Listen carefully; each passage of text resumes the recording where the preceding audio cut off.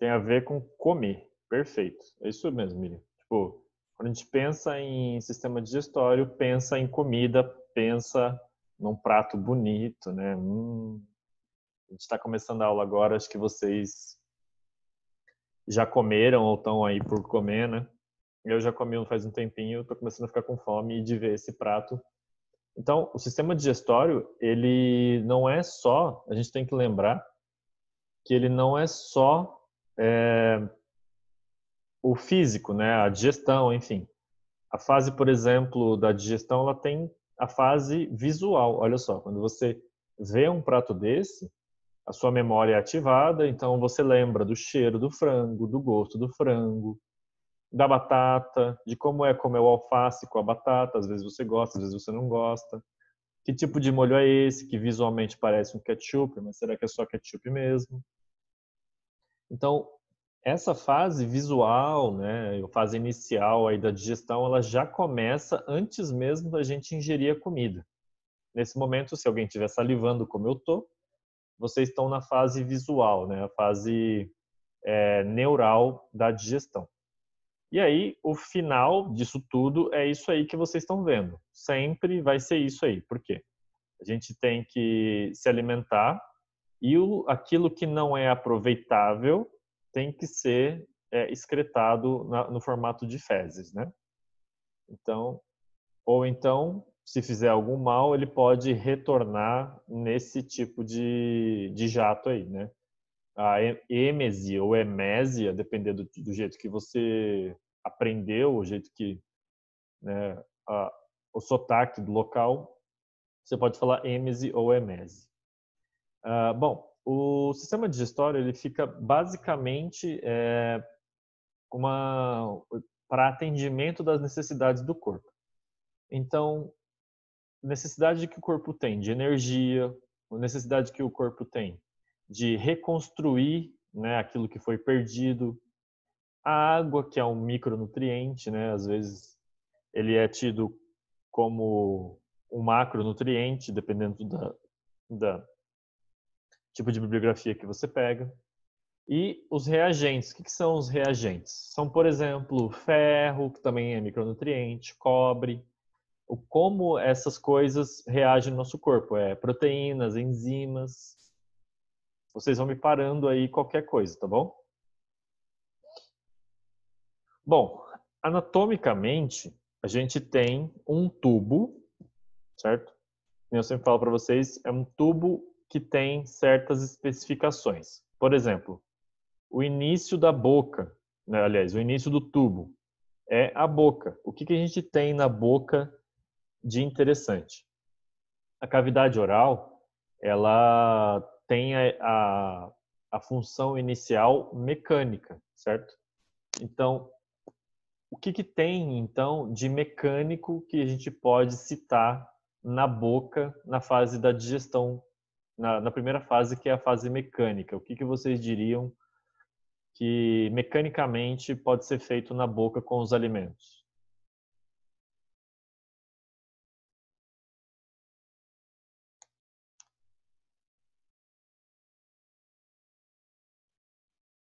Mastigar. Mastigação? Nada a Isso ver? mesmo. Nada a ver? E, muito bom. E mastigar envolve que tipos de estruturas? Saliva? Dentes, saliva, quem Ah, mais?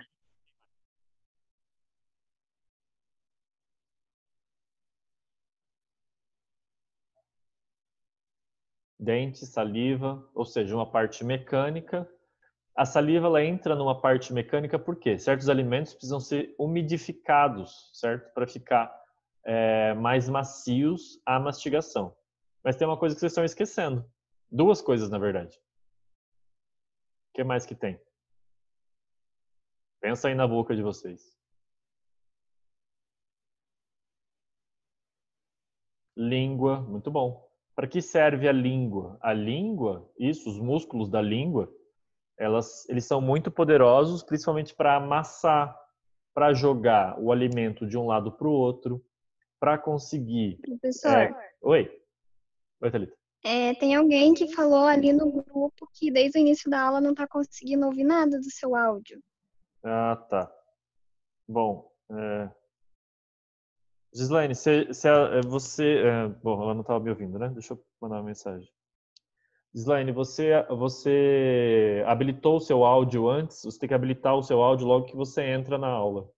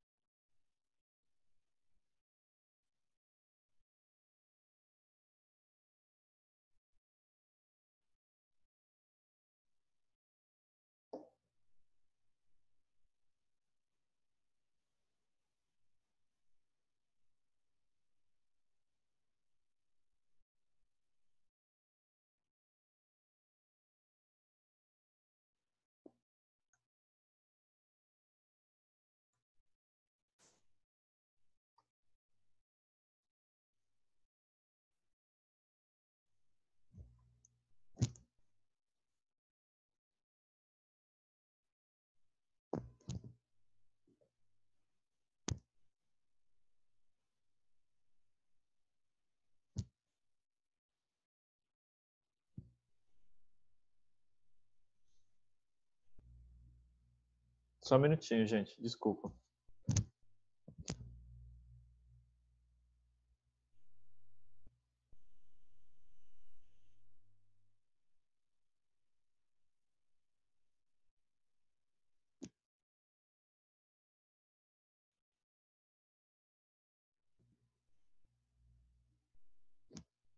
Vamos esperar ela sair e entrar de novo.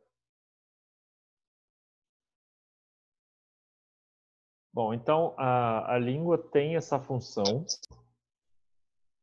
de justamente fazer todo, além de conseguir esmagar, né, porque ela é muito musculosa, a língua faz essa homogeneização do alimento para que durante a mastigação a saliva entre em contato com todo aquele alimento e seja muito mais fácil de deglutir, tá? O que mais que tem, gente? Saliva, dentes, língua. Tá faltando alguma coisa.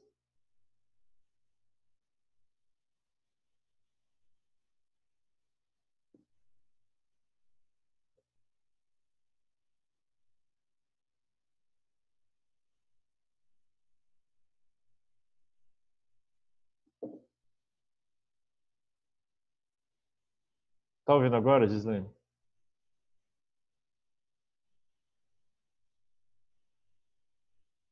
Gislaine?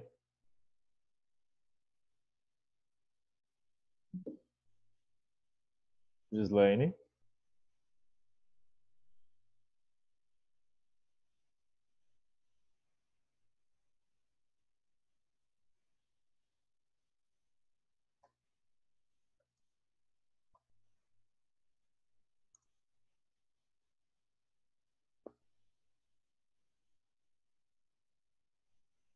Então, Stephanie, na boca diretamente não tem ossos. Veja que todo o osso está tá revestido de mucosa. Tem uma coisa que está faltando. Beleza, obrigado.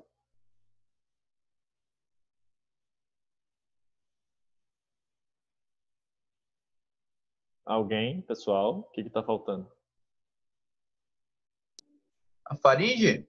Não. Tá envolvido na mastigação.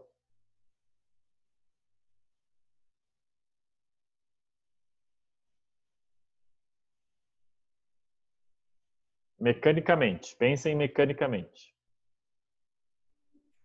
A mandíbula? Não. Já falamos de dentes. Músculos.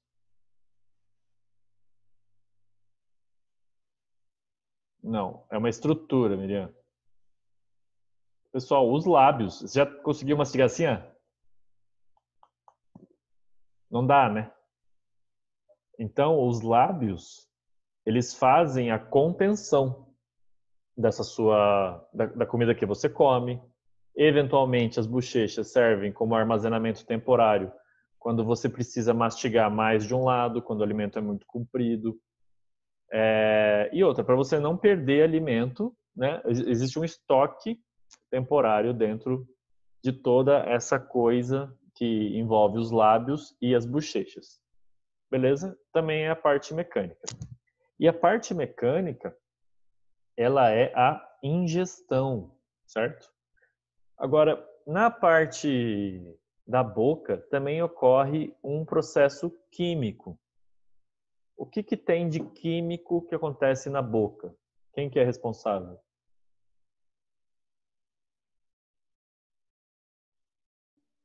A saliva?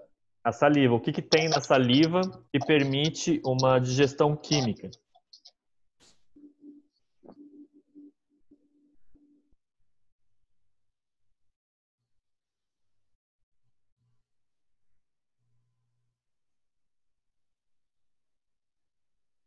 Ela faz a, a quebra de algum carboidrato ali, né? É o Isso. amido? Não sei. Como? Como?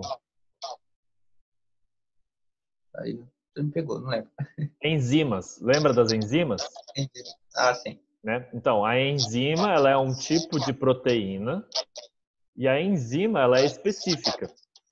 Nossa enzima da boca chama amilase. Você falou de amido, Caio, então a amilase ela quebra amido. O que que tem? Onde tem amido, pessoal? Quais são os alimentos que têm amido?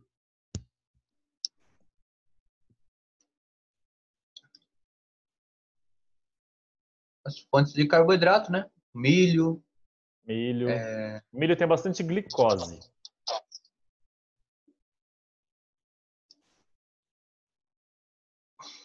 soja. Soja tem também? Soja tem Tem. também. A maior parte são os feculentos, batata, mandioca, né? Todos Hum, esses tipos de alimentos, eles têm bastante, batata doce também. é. Esses são grandes fontes de carboidratos complexos, fontes de amido. Então, a digestão do amido, ela começa, né, a digestão química do amido começa na boca. E quem é que produz essas coisas? Quem que faz essa produção dessa amilase salivar?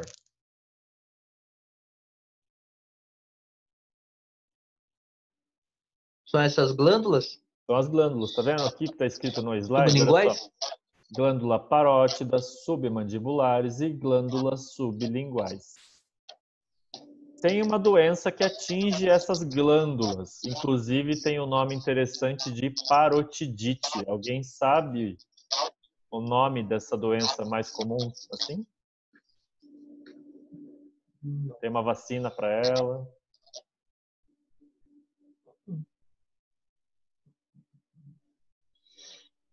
Alguém? Boa, pesquisa mesmo. Enquanto ele vai pesquisando, a gente vai continuar falando aqui. Vamos ver se alguém falou aqui. Cachumba, isso mesmo. Então, a cachumba, ou parotidite, né, que tem vacina para isso, ela é a inflamação dessas glândulas aqui, pessoal, certo? Da glândula parótida. Tanto que a pessoa fica com o rosto bastante inchado e dolorido, né? Porque a inflamação dessa glândula aqui não é normal, então o rosto cresce bastante. Então, a parte inicial, que foi a mastigação, ela está dentro, na verdade, da ingestão. Por quê? A primeira coisa que você faz ao ingerir o alimento é justamente triturar ele para transformar ele num bolos, o bolos alimentar, tá?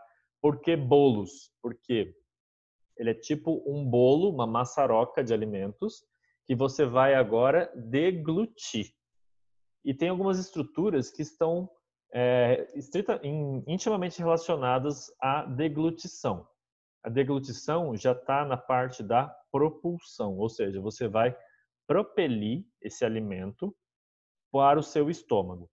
Bom, quem que está ligado, né, quais são as estruturas aqui no nossa figura que vocês acham que estão envolvidos na deglutição?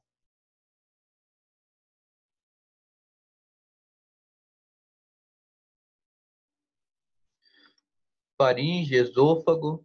Isso, a faringe, ela é a parte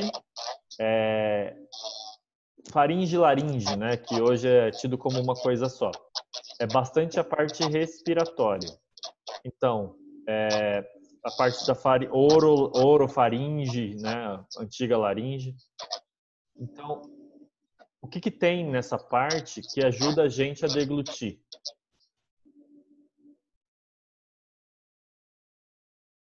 Músculos? Músculos. Por exemplo, o músculo da língua. Quando a gente engole, a língua vai para trás e pressiona uma certa estrutura.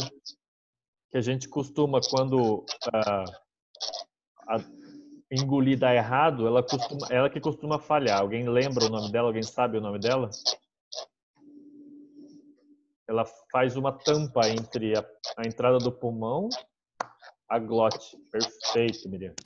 Então, a glote, né, é uma estrutura maior e a epiglote é essa válvula, né, que fecha quando a língua engole. Então, a língua que faz esse movimento de empurrar o alimento para o esôfago, né, para o início do esôfago, ali na faringe, a epiglote ela fecha a entrada da laringe, para que o alimento justamente não caia no pulmão. Qual que é o risco de um alimento cair dentro do pulmão, pessoal?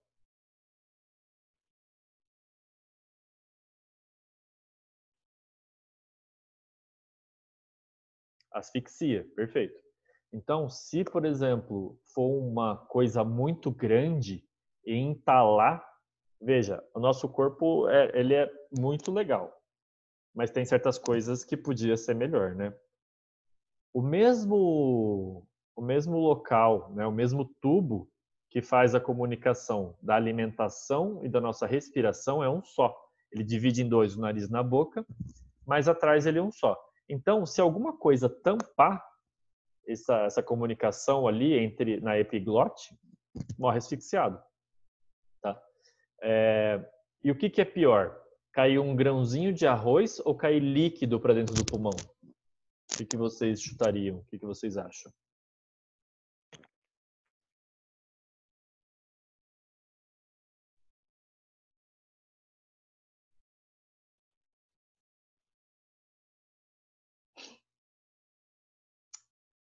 Nem tanto. O líquido, porque o arroz, ele, com o estímulo de tosse, ele consegue sair. O líquido é muito mais difícil. Porque o arroz, quando tem um vento, ele consegue ser jogado para fora. O líquido não. Ele começa a escorrer pela parede da carina, né, e até ali os brônquios, e às vezes ele consegue chegar nos pulmões. Isso pode dar uma pneumonia aspirativa até, né? Então, isso é um dos piores casos, né, de engasgamento, de asfixia. E gente, vou falar uma coisa para vocês. A gente vê nas necrópsias muito paciente que estava fazendo, que não tinha sonda e que foi ser alimentado e claramente se afogou com a alimentação, inclusive com sonda de vez em quando, né? Então, gente, isso é muito importante. Pessoas que têm problemas de deglutição correm o risco de se engasgar. Existe um protocolo específico para se dar alimento. Então, lembre-se sempre dessa aula quando vocês forem alimentar alguém que tem tanto o problema de consciência quanto a própria deglutição, né? Criança, muito idoso, isso sempre pode dar um engasgo, um engasgamento e dar uma pneumonia aspirativa. Muito complicado, beleza? Então, o alimento jogado, né, a epiglote funcionou, o alimento está descendo para o esôfago. Quem que entra em ação agora? Os músculos.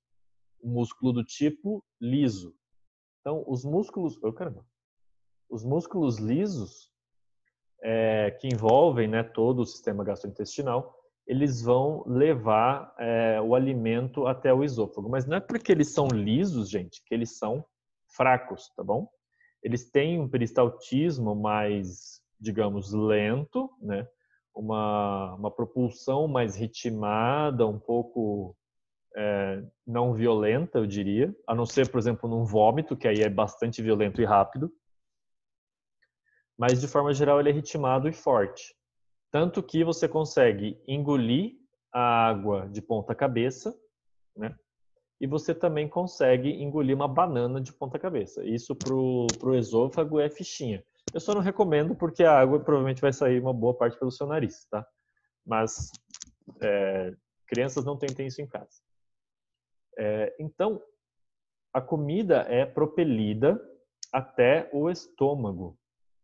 E aqui nós temos uma estrutura muito importante. Se a gente fosse dividir, né, se a gente tivesse aqui uma foto dos ossos dessa pessoa, que estrutura estaria bem aqui, ó, bem aqui na junção do esôfago com o estômago? A chamada boca do estômago. Que estrutura estaria aí? Vocês têm noção? Será que a gente consegue lembrar aí na parte de ósseos? O apêndice xifoide. Miriam, você está afiadíssima, estou adorando. Então, o apêndice xifoide está justamente na boca do estômago. A boca do estômago, pessoal, né, comumente chamada aí pelo pessoal do ponto de ônibus, é a válvula cárdia. Né? É justamente aqui a divisão gente, deu um branco agora. Do diafragma, né? Então o diafragma está para cima, né, do estômago, ele segura aqui o estômago e o fígado para baixo. Aqui estão as costelas e o apêndice xifoide, né, do externo, está bem nessa região aqui. E aqui tem uma válvula, a chamada válvula cárdia, ou válvula cárdia. Não é porque ela é cárdia que ela é do coração, tá? Ela é cárdia porque ela está próxima do coração. Então, no estômago, assim que passou a válvula cárdia, nós temos o fundo do estômago, pessoal, fica para cima, beleza? E nós temos aqui a parte duodenal, né, final aqui, que tem o esfíncter piloro. O estômago, por dentro, ele é toda uma membrana rugosa, né, que também é um órgão muito musculoso, apesar de que quando está muito esticado ele é bem fino mesmo, é uma pele muito fina, nas necrópsias a gente consegue cortar ele com uma facilidade assim terrível. Ele é feito de camadas, é muito interessante isso. E quando a gente estica o estômago e começa a cortar, são 3 ou 4 camadas que vão soltando, né? Passando o bisturi bem de levezinho assim, essas camadas vão se soltando. E quando você abre o estômago, ele é todo enrugado. Essas rugas é justamente para fazer duas coisas. Será que alguém consegue falar para que serve tanta ruga dentro do estômago?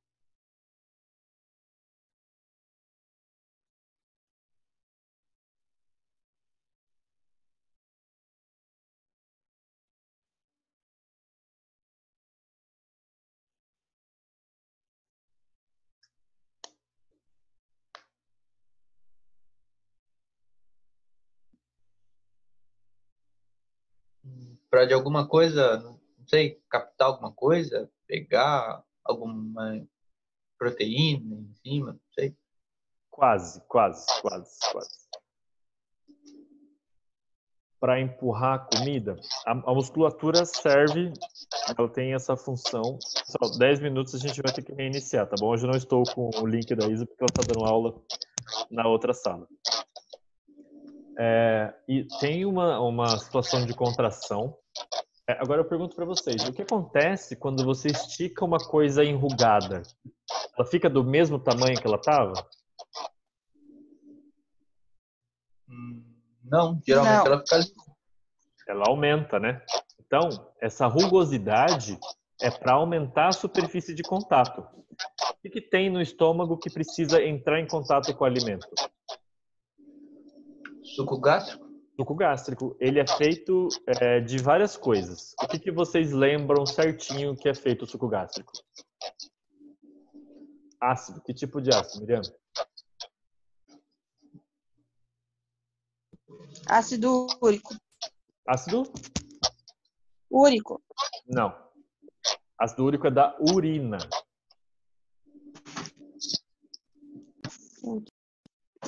Gástrico, professor. Ácido Troquei as bolas. gástrico, né? Ele é HCl. Então, o ácido gástrico, esse gástrico, pessoal, ele vem de gastro. Gastro é do intestino de uma forma geral.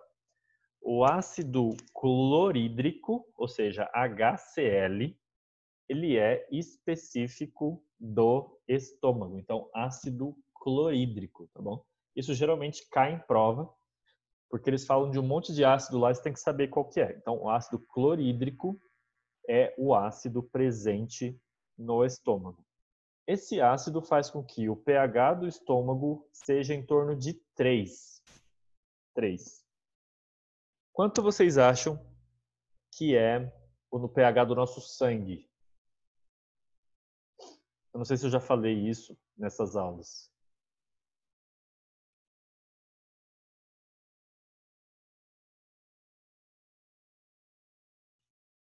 pH do sangue aí, 7, em torno de 7, né? 7,2, 7,3, 6,8. Então, esse pH, ele serve justamente para fazer a digestão das coisas, só que o pH do nosso sangue, ele é 7. E então ele é bem básico, ele é tipo o pH da água, né? E o pH 3, pessoal, ele é suficiente para queimar a sua mão e possivelmente atravessar a sua pele. Pergunta: por que que o ácido de dentro do nosso estômago não derrete a gente inteiro?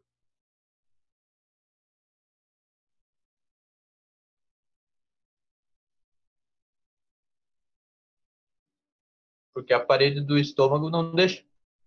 O que que tem de interessante na parede do estômago que faz com que o ácido não saia dele?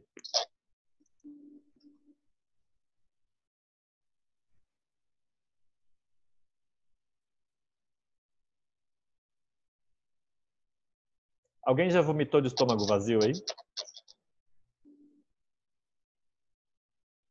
Sim. Quando você vomita de estômago vazio, o que que sai? Só água. Água. Mas não é água. A gente acha que é água porque não é uma babinha assim, tipo, ele fica até meio grudento. Isso é bem interessante, né? Depois de ver um prato com frango, você fala de baba que saiu do seu estômago. Muco. Stephanie acertou na mosca. Muco. Então, todo muco ele tem essa característica, né? Muco do nariz, né? Fica aquele ranho assim. O muco do estômago, que também é meio ranhento. Então, esse muco, ele protege toda a parede do estômago. Só que esse muco, gente, ele tem seus limites. Se a gente abusar muito, por exemplo, não se alimenta direito, não come verduras, não toma suco de laranja, não come muita carne, ou não come alimentos ricos em ferro, mas Coca-Cola, salgadinho, tudo isso, a bebida alcoólica, tudo isso aí, ó, 100%. Quais são os riscos para o muco? O muco pode sair. E se o muco sair, que doença eu posso ter? Câncer? Não. Gastrite? Gastrite. Famosa gastrite. A gastrite, gastro e ite. É o que, então? Ite é de irritação. Gastro é de sistema gastrointestinal, mais específico do estômago. Gastrite é uma inflamação ou uma irritação estomacal. Geralmente ela é causada não necessariamente por infecção, tá? Pode ser, por exemplo, tem algumas bactérias que crescem no nosso duodeno, ali no piloro, que podem atacar o nosso estômago, eventualmente. Porém, a maioria delas pode ser de fundo nervoso, pode ser de fundo alimentar, pode ser porque você tem hábitos péssimos, tipo fuma, bebe, não dorme direito. Então, essas coisas, elas acabam diminuindo a camada de muco que protege o seu estômago. E aí o ácido ele fica queimando a pele de dentro do seu estômago. pessoal. E aí, eu falei que o ácido é possível que ele atravesse a sua pele. Será que ele atravessa a pele do estômago também? Já vou responder, a gente volta já porque eu vou colocar na outra aula aqui, beleza? Já voltemos.